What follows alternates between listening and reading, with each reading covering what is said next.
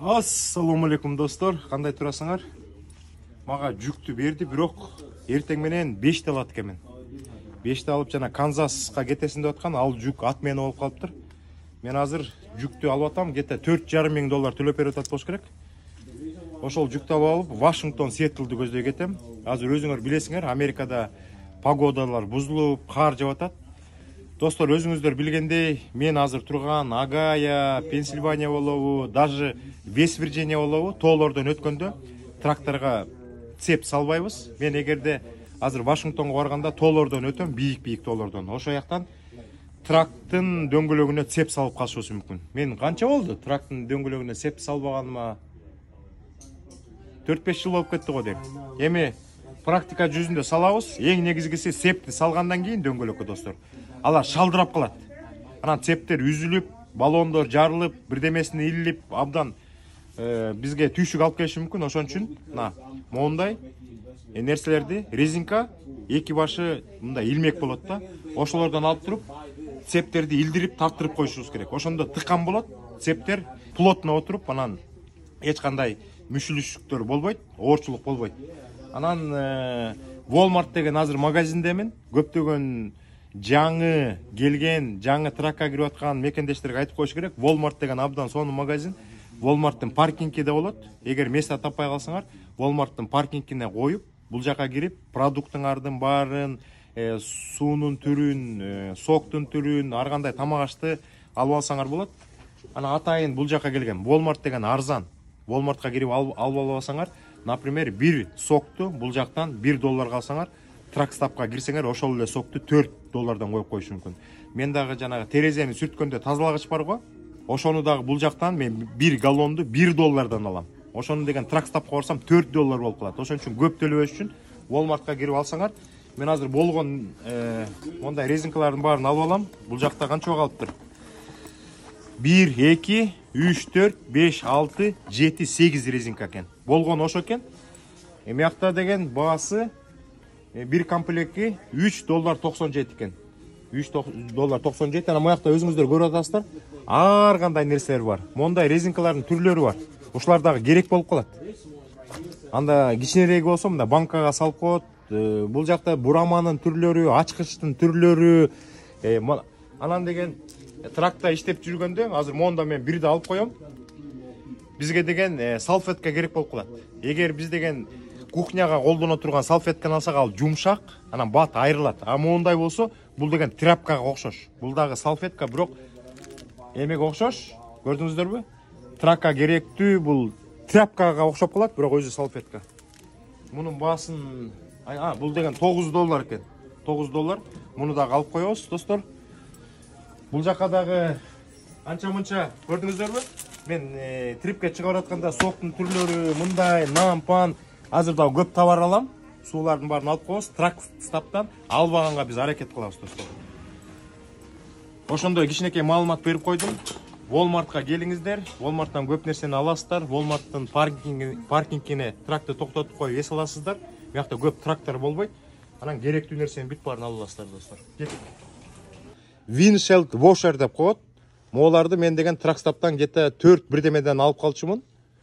4.47, 4.50ден алып калчумун. Бул жакта мурда 1 болчу, $1 болчу. Азыр болсо $1.50 экен. Ушундан бери экини алып койсоңор, кээ бирде жана инспекшн болуп калганда, эмелер текшерет. Полицейскийлер текшерип калганда, терезе жугуучуңар жок болсо дагы ана штраф алып каласыңар. Мындан азыр экини алып туруп салып коебуз. Анан терезе жугучка куюп коебуз, достор. Мурда Walmartта деген мо ачкычтардын бүт бар, ачык турчу да. Анан бул жака дагы акырын чөнтөккө салып көтөрүп кеткен адамдар да көп болот да бул жактачы. Уурлук болот бул Америкада дагычы. Кармалышат кээ бирлер. Ошон үчүн ачкычтардын бүт баарын ушундай айнектен жасалган шкафтарга салып коюптур. Эгер керек болсо айтсаңар, буякта ачып туруп алып берет экен. Буяка кээ бир жигиттерге пикап трак, трейлерди оңдогонго ачкычтар керек болуп калат. Буякта эмне деген ачкычтардын түрлөрү бар, карасаңар. Ачкычтын эмне деген головкалары бар. Жанагы рожковый деген ачкыч, отвертканын түрлөрү, балка, салка. Эмне деген нерсенин түрлөрү бар. Mo перчаткалар өлө кымбат. Карасаңар, $4, $9, $14 деген бул болбогон перчаткалар. Мен өткөндө ислам инеме бербедим беле тамашалапчы. Ошол китайский $1 мелиге такыр эч нерсе жетпейт. Бул жакта болсо одноразовый краскалардын түрлөрү бар экен. Кээ бирде биз алып калабыз. Мондай биздин мотордун свети жашыл да. Ушундай красканы алып дагы балдардын чачып атканын көрүп калгам. Детройт 13 биздики Volvo'da.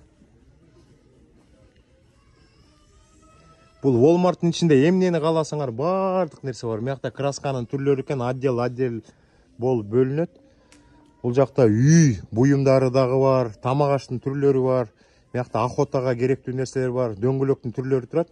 Азыр сиздерге көрсөтүп коеюн, бир дөңгөлөк канча турат экен. Жеңил машинанын дөңгөлөгү.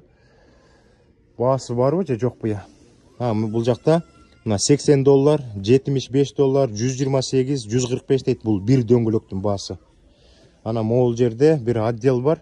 Охотага кызыккан адамдардын баары ушул жака келет.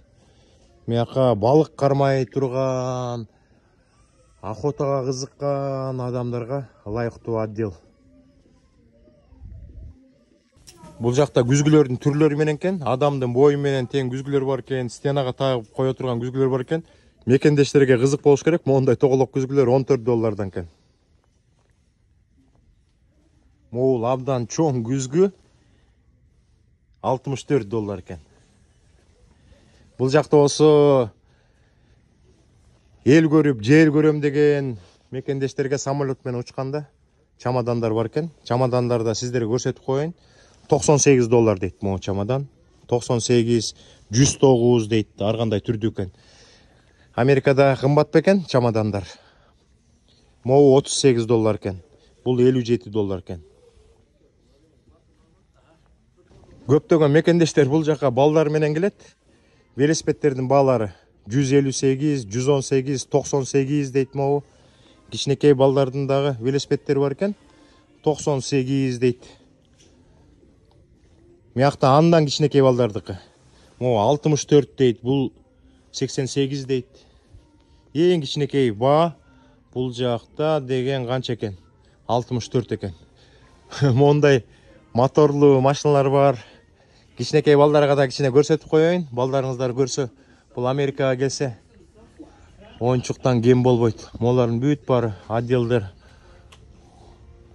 жалаң оюнчуктар экен. Канча ряд Салимушкада келип ушул жактан абдан көп оюнчуктарды алып калат.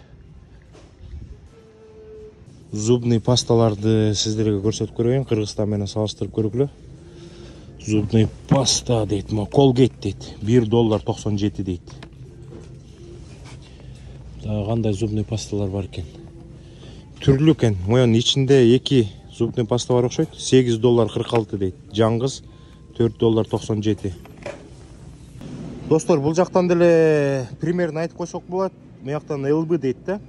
Жарым килограмм деп койсок болот да. Жарым килограмм алма $1.47. Жарым килограмм алма $1.34 дейт.